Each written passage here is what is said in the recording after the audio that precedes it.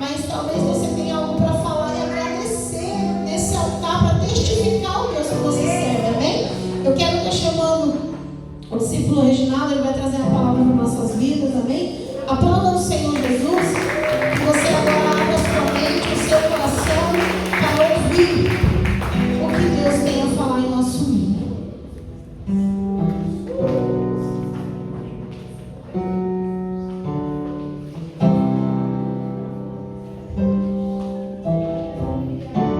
Aleluia. A graça e paz a todos. Que Deus continue manifestando a glória dele sobre as nossas vidas. Deus tem sido fiel em cuidar das nossas vidas nos mínimos detalhes. Por isso que nós estamos de pé, né? Por essa mão maravilhosa do nosso Pai. Sem perca de tempo, livro de 2 Coríntios, capítulo 4.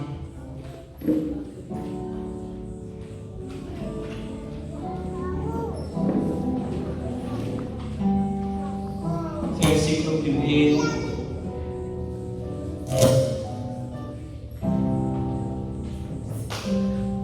Amém, queridos? Que diz assim, pelo menos o texto: tesouros em vasos de barro. Portanto, visto que temos este ministério,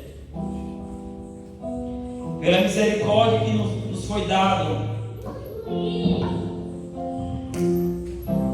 não desanimamos, antes renunciamos aos procedimentos secretos e vergonhosos. Não usamos de engano, nem torcemos a palavra de Deus. Ao contrário, mediante a clara exposição da verdade, recomendo-nos a consciência de todos diante de Deus. Mas se no nosso evangelho está encoberto, para o que estão perecendo está encoberto. O Deus dessa era cegou o entendimento dos descrentes, para que não vejam a luz do evangelho da glória de Cristo, que é a imagem de Deus.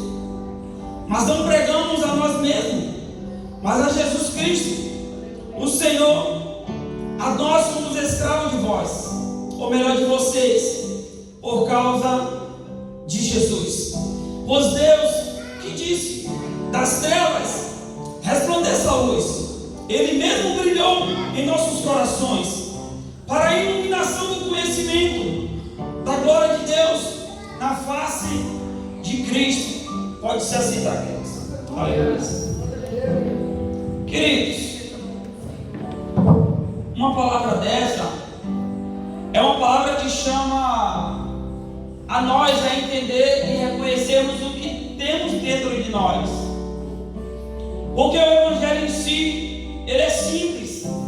O Evangelho, ele passa uma clareza extraordinária. Haja visto que aonde nós passarmos, nós fazemos a diferença. Alguém nota, nós chamamos a atenção. Observe que quando você entra no ambiente de trabalho, as pessoas dizem logo: esse cara é diferente, essa mulher é diferente.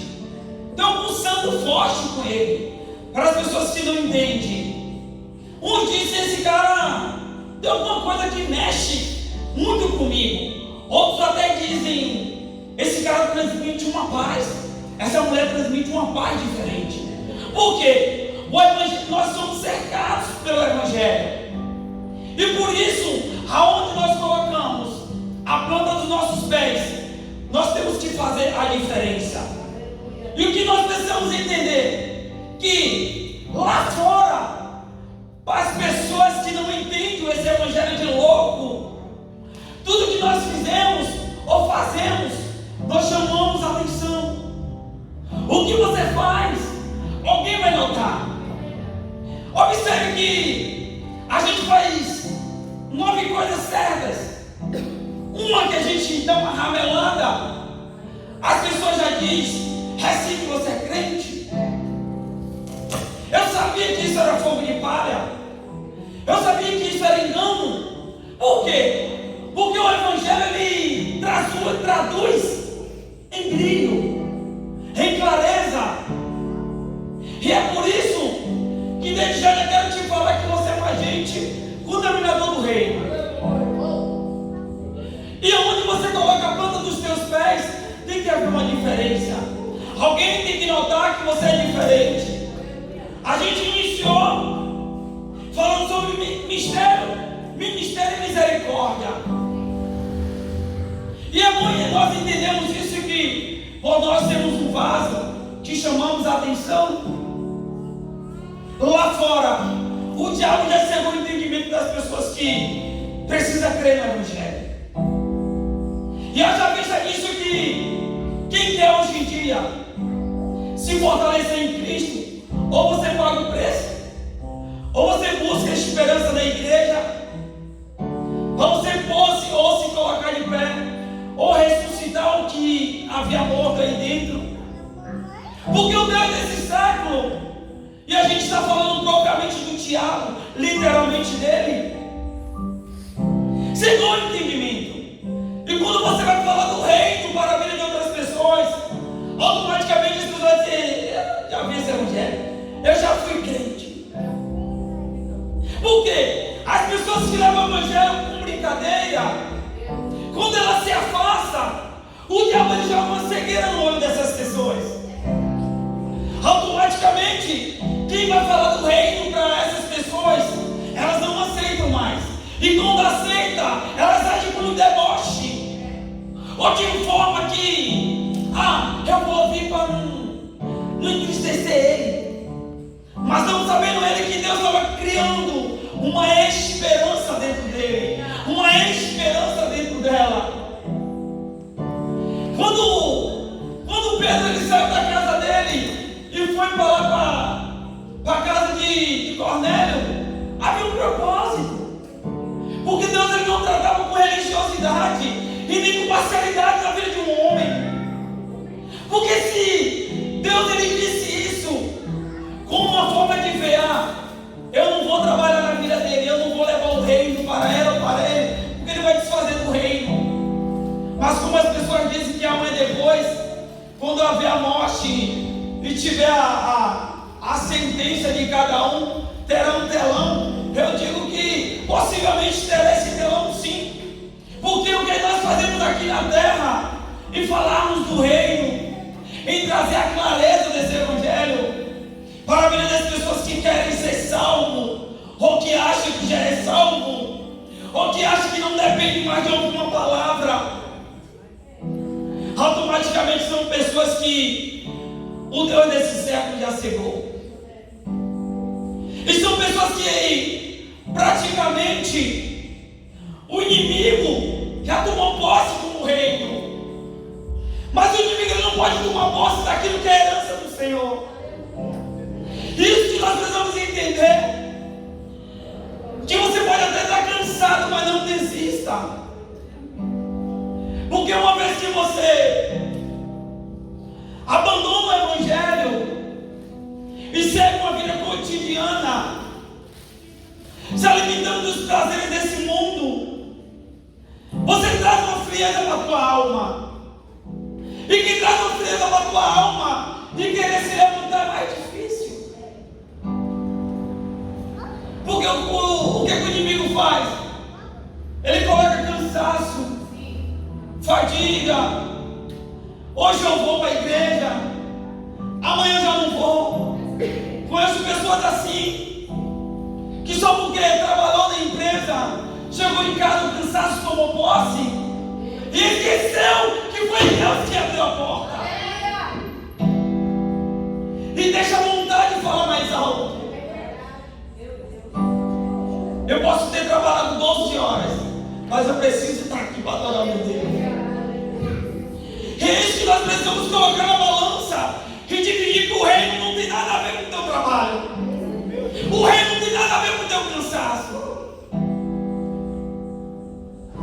Porque se o patrão dizer, Amanhã tu entra às 6. Amanhã tu entra às 4. A gente faz o esforço e entra. E a gente coloca isso na balança por quê? Porque Deus, por misericórdia, paga o preço. Jesus, melhor dizendo, Deus entrega o seu filho. Jesus paga o preço. Se entrega por uma humanidade que nem quer contar com Ele. Só bota os seus olhos. Não era nem para a gente estar aqui. Aí eu digo para você: quem aqui tem um testemunho de vida? Da onde Deus tirou? Se a gente bota na peneira, a gente vai ver que os mesmos discípulos de Jesus que davam problema para ele, dava dor de cabeça, foram os mesmos que deram exemplo lá na frente, foram os mesmos que ganharam a alma lá na frente, foram os mesmos que botaram o reino para andar.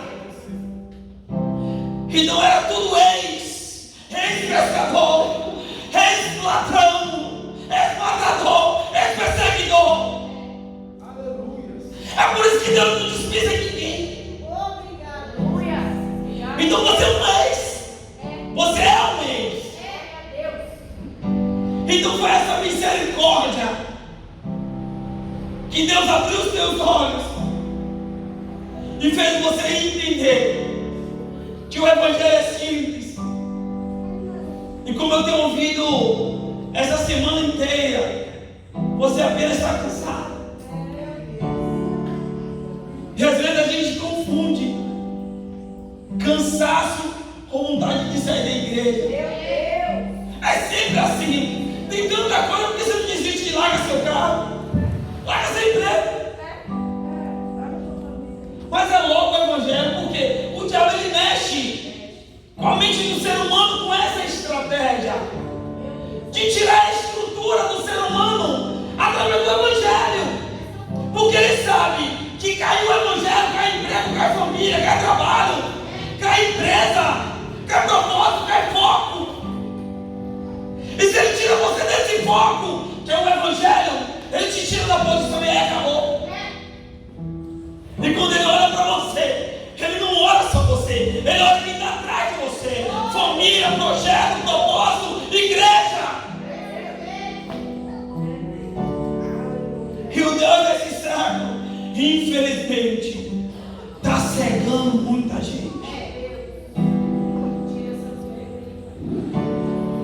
A gente vê que todas as pessoas que Jesus parou e chamou foi porque estavam fazendo algo. E se esse algo que você está fazendo serve de propósito para o chamado de Deus, você é um vaso precioso. Aleluia. Aleluia. Porque às vezes nós não entendemos o valor que nós temos. E nos trocamos por preço de banana. Isso serve como reflexão, que eu já vi muita gente trocando o Evangelho por pouquíssima coisa. Jesus passou uma das maiores tentações, e com base na palavra. Então o inimigo, não vou pregar sobre o diabo, o inimigo, ele usa a própria arma nossa, que nós confessamos com a nossa própria boca, contra nós mesmos.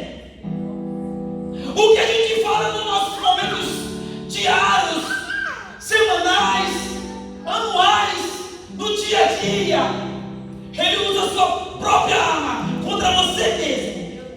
É você que diz que está cansado dele, lança mais fraqueza, lança mais cansaço. É você que diz que eu estou com dor de cabeça, ele lança mais dor de cabeça que ela não vai para a igreja. Então ele usa estratégia e arma, juntam os dois, cria uma explosão para afligir você mesmo.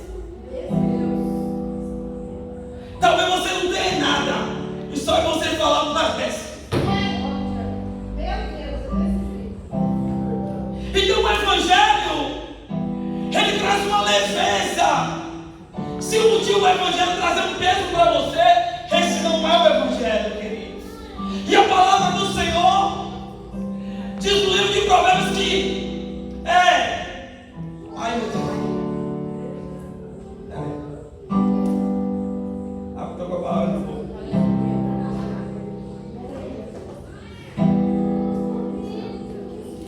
As bênçãos do Senhor, ela enriquece, não acrescentam dores. Se tem alguma coisa que te aflige, se tem alguma coisa que te machuca, esse não é o Evangelho. E sinto te dizer que tem coisas que vêm sim para nos machucar, mas quando é da vontade de Deus, para nos amadurecer.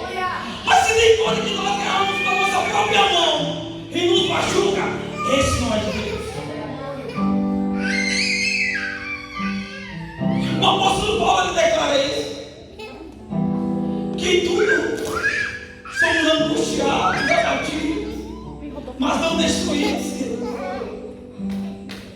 Você pode estar machucado aí dentro, mas se fora estiver em paz, ou se aí dentro estiver em paz e fora estiver em guerra, está tudo em paz.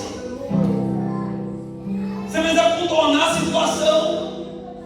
Mas se você estiver em guerra e fora estiver em paz, aí está difícil. Aí dentro precisa ter paz. E o Evangelho é isso. Nos ajuda nos momentos diários. A bússola, o direcionamento, a palavra de Deus que nos dá força. A gente vê o Evangelho sendo pregado em Ciclo Avião para várias gerações, para várias pessoas, e ao mesmo tempo. E quem toma posse disso? Quem creu nessa pregação?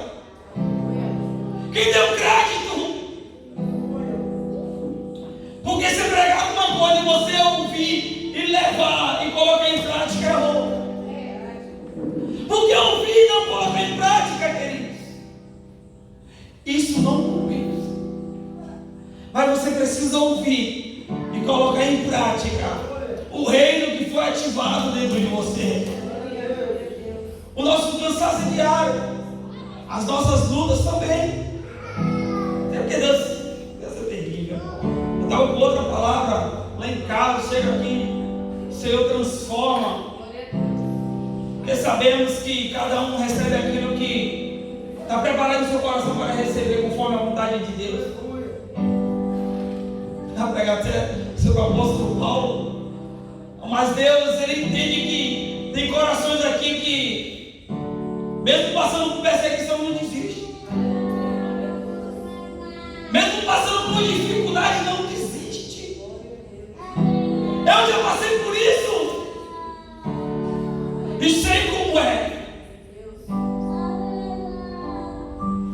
Esses dias Deus estava me lembrando de algo que eu passei que fortaleceu muito a minha fé. Observe que o Evangelho, ele nos machuca. Porque quando você assume o Evangelho, eu falo do Evangelho. Quando você assume o Evangelho, você começa a viver várias coisas. É bem certo que até abre a sua visão. Você começa a ver coisas. É incrível que no mundo nós não passamos perseguição. No mundo nós. Aí a pastora vai na sua cabeça ali, mas é mais ou menos isso. Tem umas bênçãos também que perseguem, mas tudo bem. Mas não é aquela perseguição daqui dói. Que é que nem um evangelho que você pensa em chutar o pau da barraca. Porque no mundo você quer dar o troco. No mundo é mais fácil. No mundo você diz, pera aí, desce aí uns 3 bilhões aí para nós aí. Pronto. Você caiu duro em casa, está resolvido. Mas no evangelho não. É joelho, é renúncia. Tem que calar a boca. Tem que fechar os olhos, tem que falar para o Senhor, meu Deus. Me ajuda, Pai. Porque esse é o evangelho. Um evangelho que machuca, um evangelho de renúncia, meu irmão. E as pessoas lá fora não entendem. É por isso que, quando as pessoas não não te dão valor, ela te presenteia. Quando as pessoas não te dão valor, ela pega no seu pé. Quando as pessoas não te dão valor e não sabem a importância que você tem, ela não dá um simples valor para você. Mas eu tenho uma palavra de Deus para você. Essas pessoas que não dão valor para você, automaticamente se dê valor. Você precisa se dar valor. Você precisa se reconhecer. Tem um momento de honra para você assim. Graças a Deus, Deus me colocou no lugar certo. Ah, essa pastora entendeu aqui. Porque se nós ficarmos pensando aí fora, querido, ficaremos cabisbaixos, entraremos nessa doença do século, essa depressão, essa ansiedade que tem assolado essa humanidade. Mas é porque essas pessoas não olharam para dentro.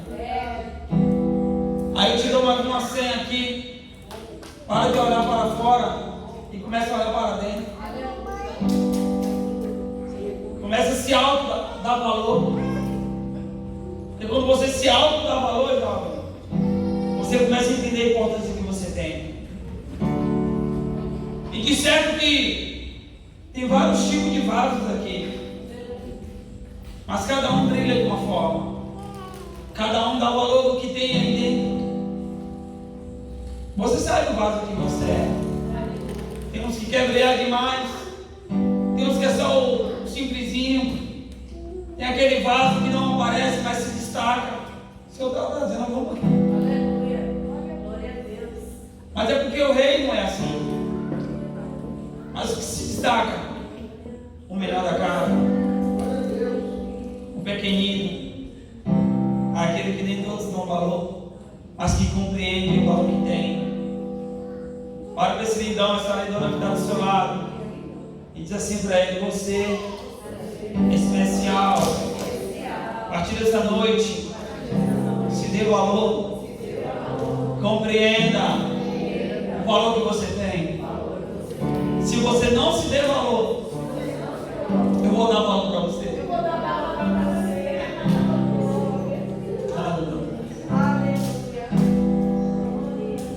Eu estava me lembrando, querido, eu finalizo.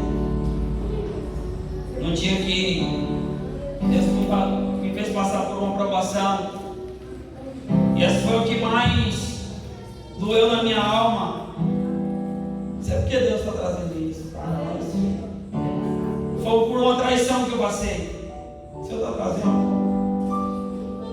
E aí, nos meus momentos mais delicados, eu queria entender por que Deus estava fazendo isso. Porque às vezes, no início do trabalho do Pai, a gente não entende porque machuca, dói, a gente chora. Presta atenção. E doeu bastante. Porque eu falava assim, eu não merecia isso. Talvez você deve estar passando, não sei se é um momento de traição, mas um momento de aflição na tua alma.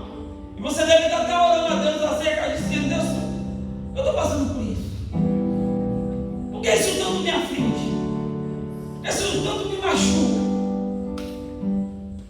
E uma das respostas de Deus bem claramente, depois de tantos confrontos do diabo no meu ouvido, e eu fazia de tudo, eu orava, jejuava, ia para o monte, botava o fone de ouvido, botava o louvor alto, entrava nas biqueiras lá que chama boca, nada resolvia, cara. Nada resolvia. E o diabo dizendo no meu ouvido: faz a mesma coisa. O diabo sempre vai vir com armas, vai tirar você do foco, do propósito de Deus. Eu estava bem no alto daquilo que Deus queria para mim. Só que uma das respostas mais profundas que Deus falou no fundo da minha alma foi dizer: eu permiti isso porque eu queria te elevar espiritualmente.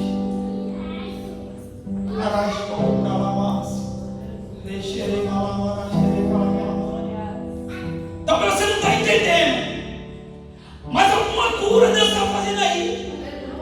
Alguma coisa Deus está te ensinando desse deserto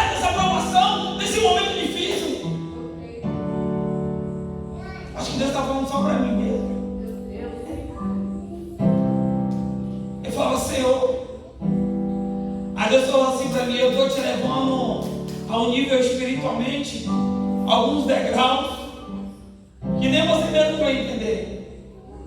E tem coisas que Deus entrega para nós, que vai ser por base de sofrimento da nossa alma, para mexer com o nosso ser, para mexer com o nosso ego. Talvez você pode até ter um ego elevado, e Deus cria uma situação para tratar esse ego.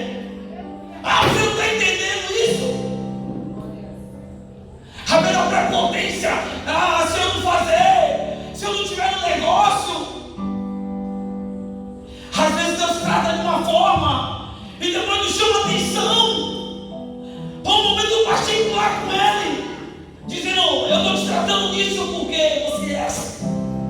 E se eu não fazer isso, você vai criar um bicho aí dentro. E Deus não levanta bicho, Deus levanta de si. Líderes, sacerdotes, missionários, pessoas que têm vontade de seguir com esse reino. E eu finalizo: você não é o que as pessoas dizem que você é. Você é o que Deus disse para você. O que foi que Deus disse para você no início da sua caminhada? O que foi que Ele liberou sobre a sua vida? Xerei, calamassura e calabácia. O que Deus te prometeu? Qual foi a promessa? Amém, queridos?